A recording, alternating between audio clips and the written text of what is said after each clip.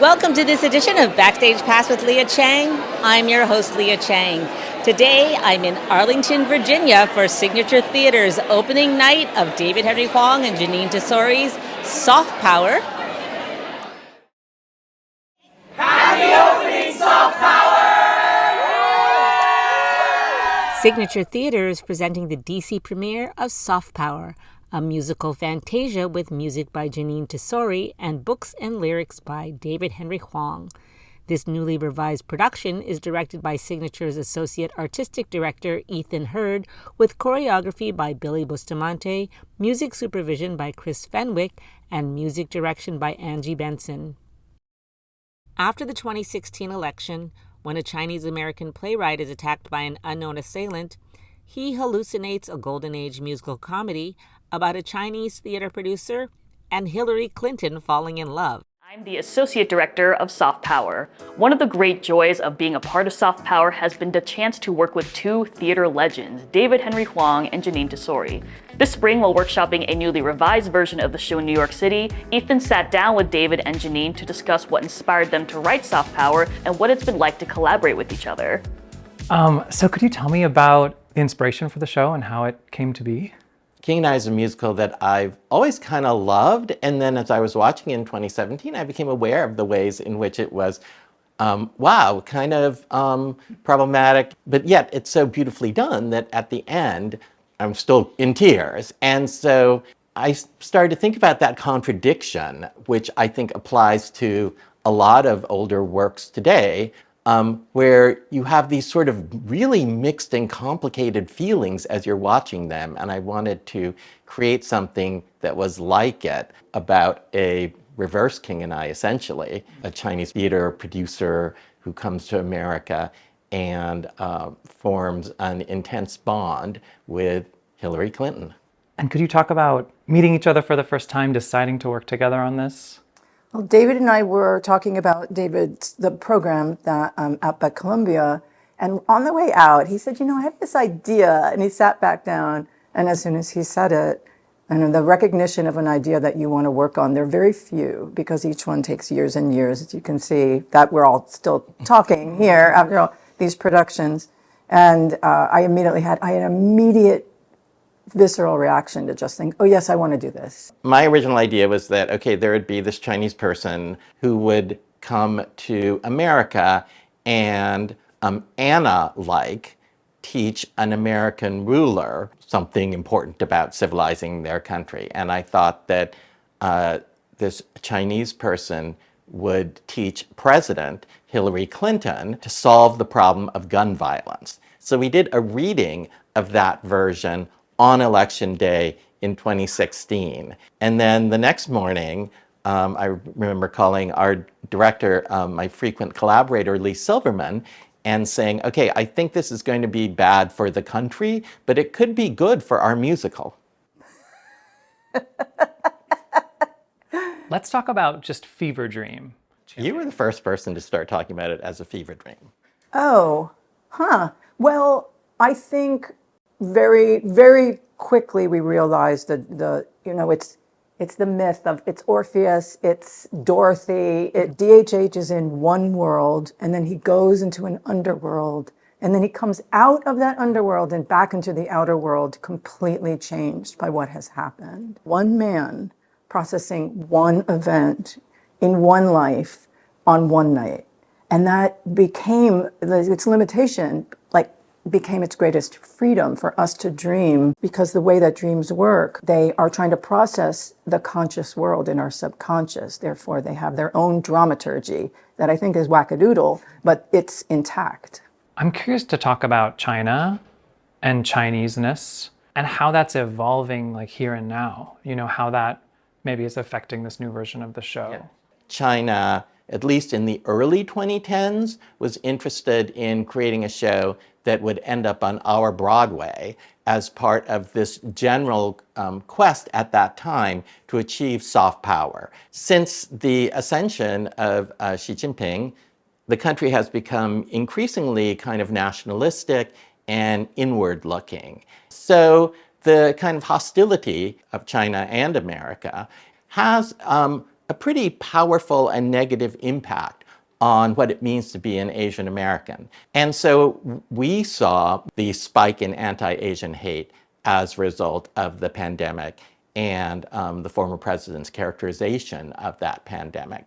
So that's been very much on our minds as we've been looking at this version of the musical, and that DHH, who does get attacked in the musical after the 2016 election, his fever dream is also trying to process what it means to be Asian American during a time of increased hostility towards China in this country. Standing here with the director, Ethan Hurd. Congratulations. Thank you so much. First of all, when did you decide that you wanted to tackle soft power? You know, I looked back in my email recently, and it was June 13th, 2023, that I emailed Jeanine. I knew her from back in 2012. She came to see my MFA thesis production of Sunday in the Park, and she was one of my official respondents. Okay. So I'd always treasured her notes and had followed, of course, her amazing career and work, and just love her and her work. And I had seen Soft Power at the Public in 2019, loved it, and I saw Kimberly Akimbo on Broadway. I was taking the Amtrak home here to DC, and I thought, oh my gosh, Soft Power, what are Jeanine and David doing with that? Are they working on it? Do they want to work on it? And sure enough, we Zoomed with David and Jeanine, and they were really excited about the opportunity potentially to do it in DC before the election. Timing, amazing, Yeah. unbelievable. And really have the opportunity to rewrite, to revise, to streamline. It used to be a two and a half hour show, and Right. it's now 85 minutes. It's just the right amount of time. It's fast and furious.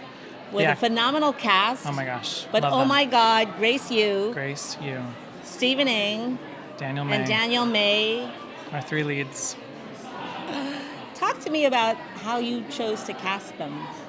Well, I knew and loved Daniel. He was in our Pacific Overtures. He was Kayama. And then I met Stephen and Grace through auditions. And we had some fabulous Asian American women auditioning for Hillary. I'm sure you did. But Grace stood out. She is so funny. She's so in the moment. Incredible voice. And she's the type of actor who plays and is irreverent, but also deeply grounded. Like when I asked her, what does this show mean to you? She started crying because she grew up doing East West Players and performing in David Henry Hwang Theater. Well, that you know? explains everything. Yeah, I mean, she knew what an incredible opportunity this is. And as you know, Hillary Clinton used to be played by a white actor. And this was the first time David and Jeanine wanted to try an Asian American actor in the role. And it is so powerful. What a standout.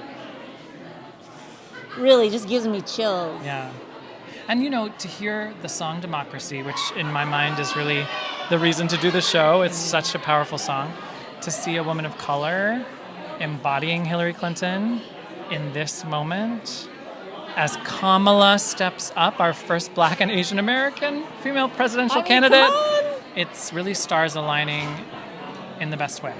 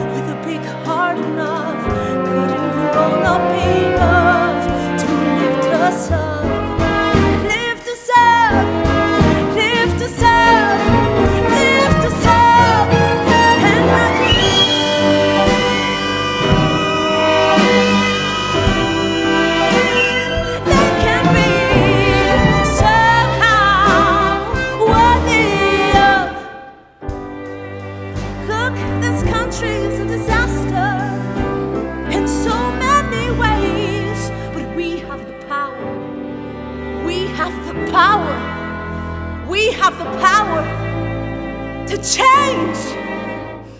That's why I believe in democracy.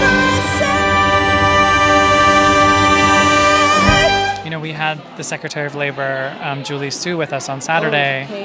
And For the fundraiser yes. for Kamala. And Bell Leong-Hong, who is the DNCA PI caucus chair. Mm-hmm. And they did a talk back with David after the show, and they said they were clutching each other's hands during Democracy, the song. And they are taking that energy and inspiration into the convention next week. Of course. Which was just so heartening to hear that, like, our art can be inspirational to political leaders. It's too bad you can't go play at the DNC. Well, Belle said she'll see what she can do, so. Well, wouldn't it be hard because you have shows here? That's true, but there are other actors out there who might be free. This is true. So what do you hope audiences will come away with your production of Soft Power? I mean, what's so magical about the writing of the show is it disarms you because it's so funny, and the satire is so on point. So it kind of unlocks, I think, the cynicism or the armor that we might be wearing on the outside, and stirs, I think, things within us about what it means to be American, what the American dream is, and hopefully that it can really belong to all of us. And I hope people are moved. I hope they're inspired and reminded that they are the change that we need, that they have the power, as Hillary says. So I hope it will motivate especially some young people too. Welcome to this edition of Backstage Pass with Leah Chang. I'm your host, Leah Chang. Today, I'm at Signature Theater for the opening night of Jeanine Tesori and David Henry Hwang's Soft Power. And I am standing here with the phenomenal Grace Yu, who is playing she's not playing. She's starring as Hillary Clinton in Soft Power. And I am just overwhelmed by your performance.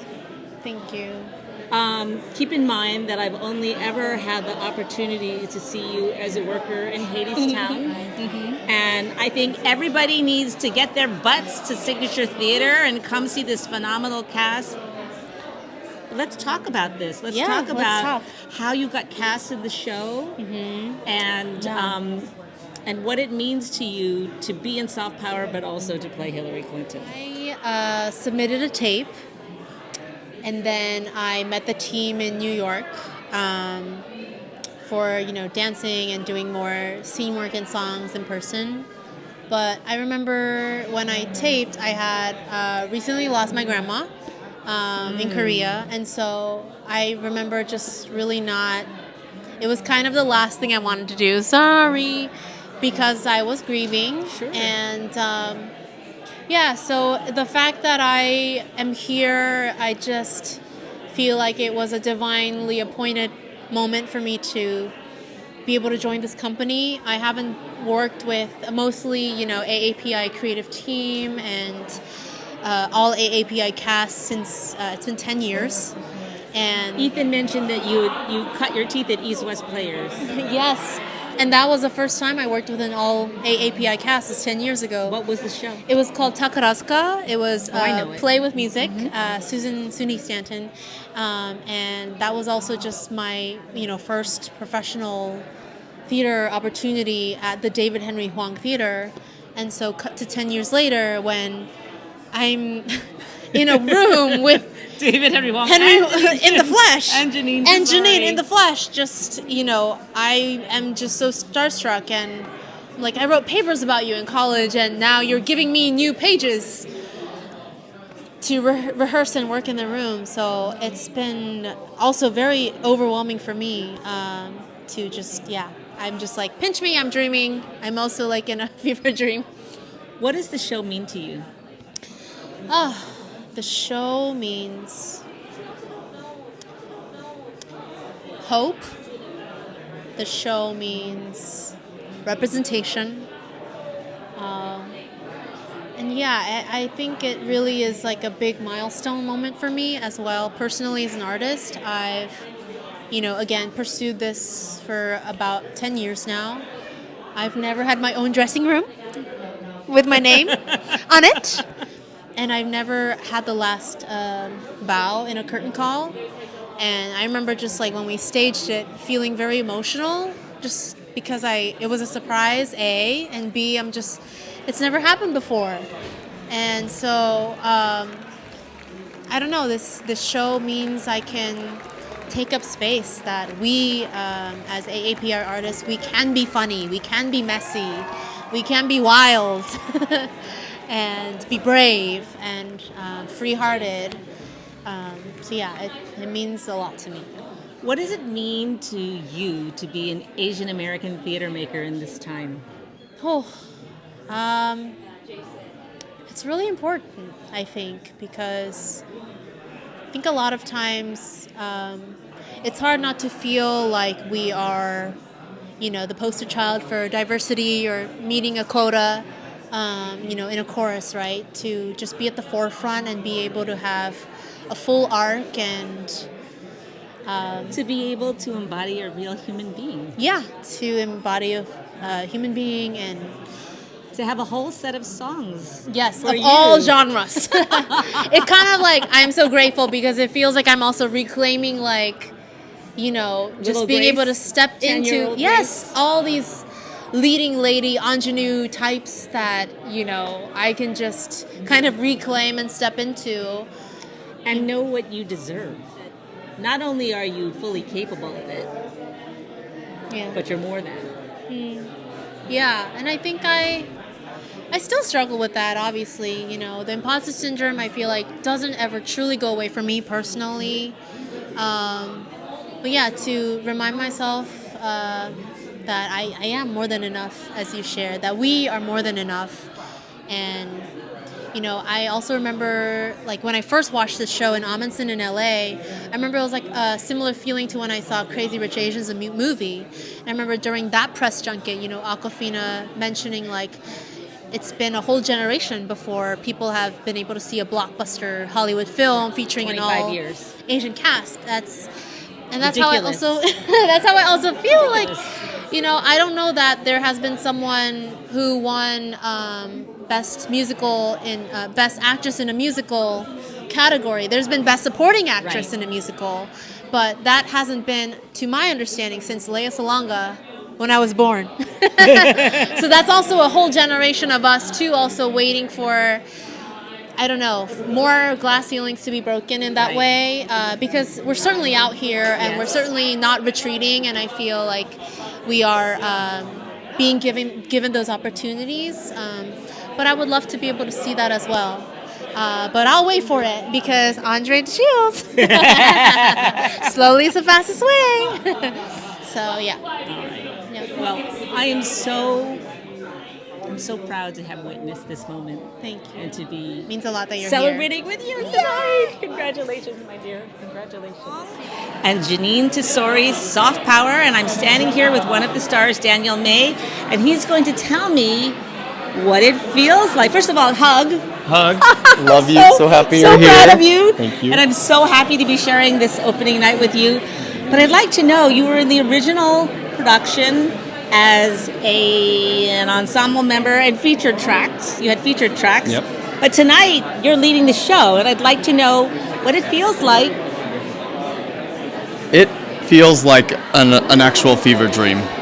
It is, and just such a big blessing. Soft Power, the original LA production, San Francisco production, and New York productions, they changed my life. Getting to take up space and be on stage and tell stories in this way with Jeanine Tesori, music written by David Henry Hwang, be in the room with these legends. And then, our family, our cast, that whole team too. It really was life-changing. And then the pandemic happened and all of the violence against Asian people, and then we came out of it, and then this amazing gift of Signature Theater and Ethan Hurd, the director, having this idea to bring Soft Power give it a new life here at Signature Theater, and then getting to play this role. It's an unimaginable dream. So, what was it like to be in the room again with David and Jeanine playing this character?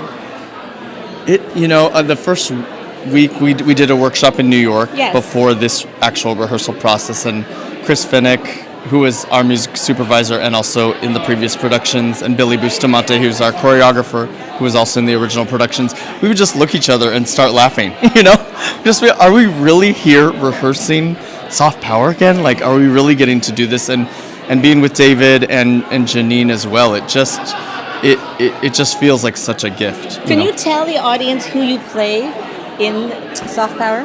Yes, so I play Xing, who is the Chinese film producer who comes to America and meets Hillary Clinton.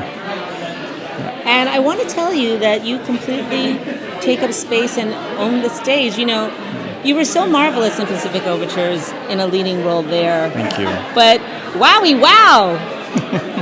Do you pinch yourself but feel it's really, really proud at the same time? 100%. Every day. Yeah. I forget what I really should know. I forget that it's such a big, big show. Still I dream that our people can be. They can be wise enough, just enough, worthy of trust enough, kind enough, smart enough, with a big heart enough, good and grown up enough to lift us up, lift us up, lift us up, lift us up, lift us up, lift us up, lift us up, lift us up. Welcome to America. I won't give any spoilers, but I love, there is a play in the beginning of the show, which has always been part of the structure, and I love this version. I think it's just the right size. The right length. Exactly. The right number of people. Yep. And actually there's is it less in the orchestra too? Yep. Yes, this is 10. I think in LA we had 23, and maybe in New York a little less. Right. And also, how wonderful to be able to come back to Signature Theater. Yes, a huge gift. When I did Pacific Overtures last year, it felt like lightning in a bottle. But Yeah. I sort of felt like, oh, that was wonderful, but I'll probably never work there again. Right. So then to be back here literally the next year is just What did you wild. think when you got the call that you'd gotten the part? Man, I had been, I had submitted the self-tape and... Oh, it was a self-tape? It was the self-tape. And Wow. I was just, this is some, from the original productions. Like, I wasn't ready back then, but Xue has always been in my heart, you know? And so So you sort of manifested it. Oh, huge. Intentionally. I believe. I truly You believe. believe you got it. Yeah. Yes. So, believe, do the work, and just, keep the faith and keep going. Well, everyone needs to come see Soft Power at Signature Theater in Arlington, Virginia until September 15th. Yes, come see us. Thanks, Leah.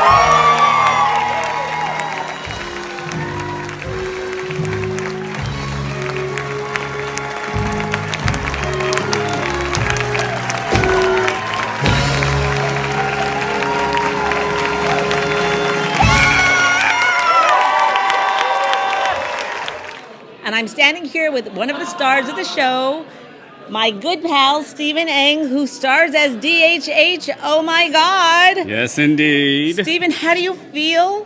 I feel excited and exhausted and surprised by how wonderful the experience is. the piece is just beautiful to me. It's certainly a wonderful experience for me.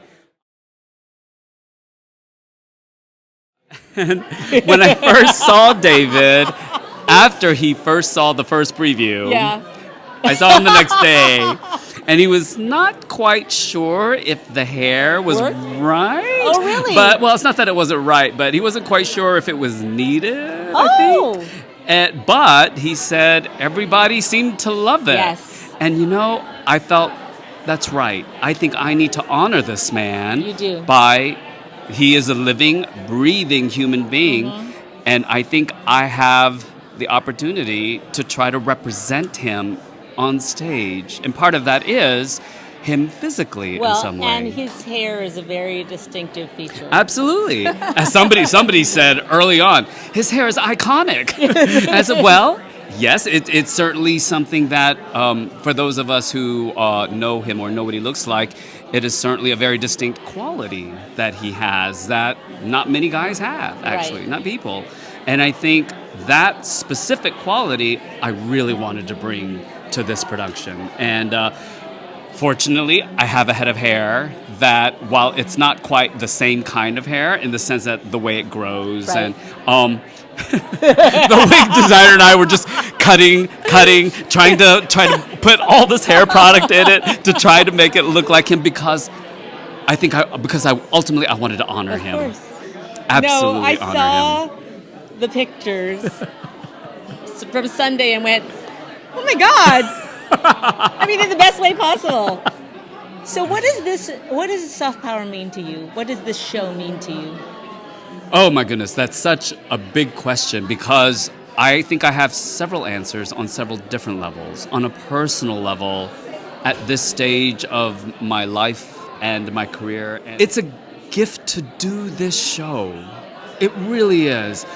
The stars aligned because when Ethan first made his initial attempts to try to get this show, the rights to do this show a year and a half ago, we were not at the same place, certainly politically, right. And I would say even the divisions within this country are even more substantial. And one of the messages of the show is to take care of each other. Yes. And to acknowledge that we have differing viewpoints, politically, morally, even potentially, ethically, but there is commonality in our humanity, and we need to seek that. And I think that's one of the important things that, for me, this show means. And that when you talk about democracy, that we really need to try to find everybody to have a voice, to give everybody a voice. Because the truth of the matter is, and we talk about this in the show, the Electoral College, the way it's structured, in fact, does not give everybody the same voice. And so, acknowledging that is the system we have, we need to move forward towards trying to get everybody represented, with the belief that it takes a village. Yes. And in this case, it really takes a country, all of our own effort for each other to build a democracy that works for all of us. And that's not pretending that it's easy at all. But I think many of us forget that, the responsibility to each other. One of the questions that this show talks about, that analyzes, is what can we learn from China? Right. Not just what can China learn from us, but what can we actually learn from each other, as opposed to walking around with a hubris that, we're better and we don't have anything to learn from you, when we know that's not the case. There is so much. And I think that's one of the things that we are trying to tackle in this show. And I'm just so thrilled, honored, proud to be a part of this. What does it mean for you to be an Asian American theater maker in this time? Yeah, it means I have a responsibility. There are people that, as a theater maker, I get to give voice to. The Asian or Chinese side, the American side, the combined Chinese-American side, I have a responsibility, and I need to be very careful with it. Right. Because I think certainly in this show, I've been given the privileged position to be a voice that people will listen to. Yes. If anything, just for those in the audience who will listen to me, who will listen to the words that I utter, and hopefully consider when they leave the theater. Right. So there's a responsibility there, and just as I've often and will continue to praise you, that you take that responsibility very seriously. Don't make me cry. You don't have to cry. You don't have to cry. But you do, and I honor that. Thank I you, think it's Stephen. so important, so important. Just the fact that we're here talking, and you're going to work to get this word out. It's You're worth it. So important. It's worth it. We're all worth it. We are, even and especially for those that we get to represent, Yes. because they're worth it, but they don't get necessarily the platform. Right.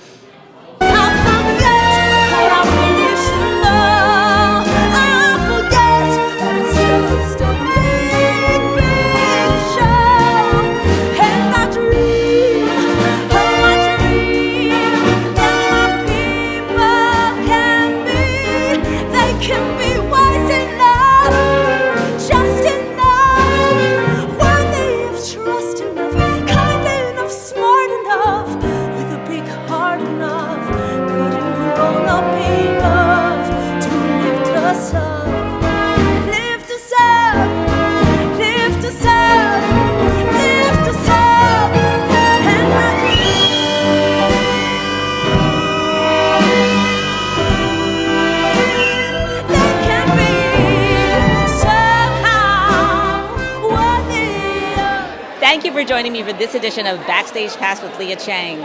Until next time.